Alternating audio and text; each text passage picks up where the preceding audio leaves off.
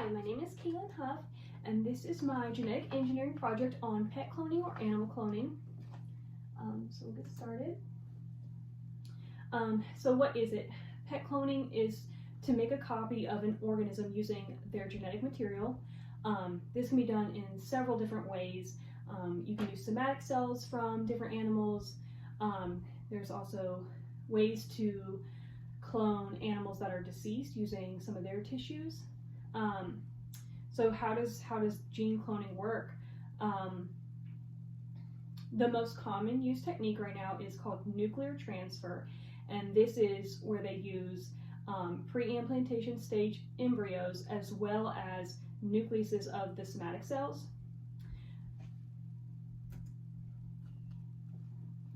So when was it invented and who invented it? The first man to successfully clone an animal was Hans Driesch. He did this in 1885 with sea urchins, and he did that using their embryos. More well known is Dolly the sheep in 1996 when they cloned that sheep. That one got more publicity, but it was the same technique used as Hans did in 1885 with the sea urchins. So pet cloning in practice, who's using it? They have cloned some pets, such as cats, and have sold them. However, this is an expensive process. It's about $50,000 to clone the cat.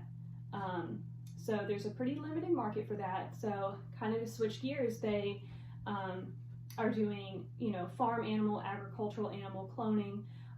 Those animals tend to be worth a little bit more. Horses and cows, they're bigger and people pay more money for those type of animals.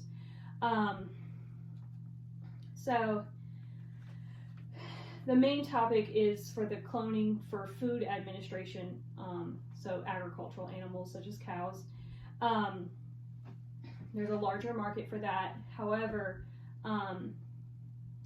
only 6% of calf embryos result in long-term surviving in healthy calves. So it's really not an efficient process at the moment.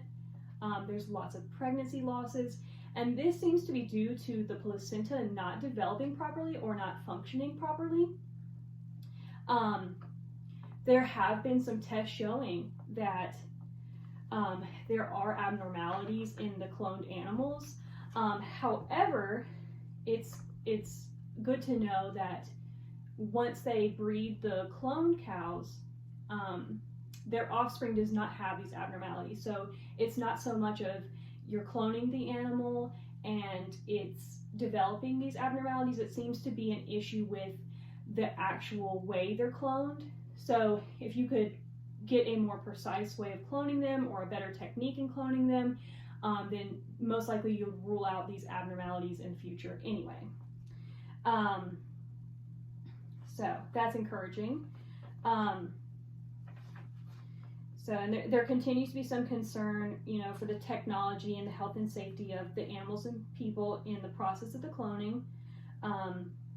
Food safety, that's going to require further investigation before it gains public, confidence. And then is there a specific mechanism used? So the same one that the sea urchins and the sheep are cloned with. Right now they're using that nuclear transfer technique, but it is an inefficient process. So moving on. So effect on human life. There's not a huge effect yet because it's not used that much yet. However, there's going to be a big market in the future probably for it because farm animals have significantly helped human life. We're living longer because we have access to food. These animals have helped us improve our nutrition. They help us provide clothing for ourselves.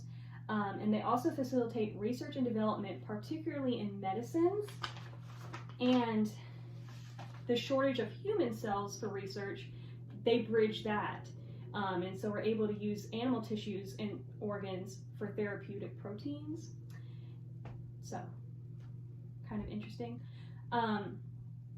Currently, some of this technology is in use. There's also, you know, more so, a lot of them are in preclinical trials.